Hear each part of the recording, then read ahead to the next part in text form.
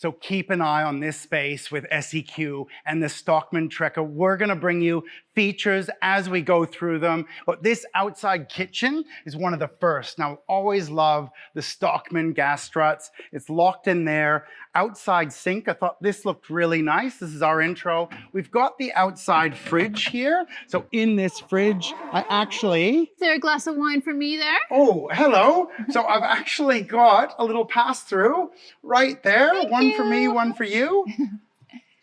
Hello. Showing how we're living in the Stockman.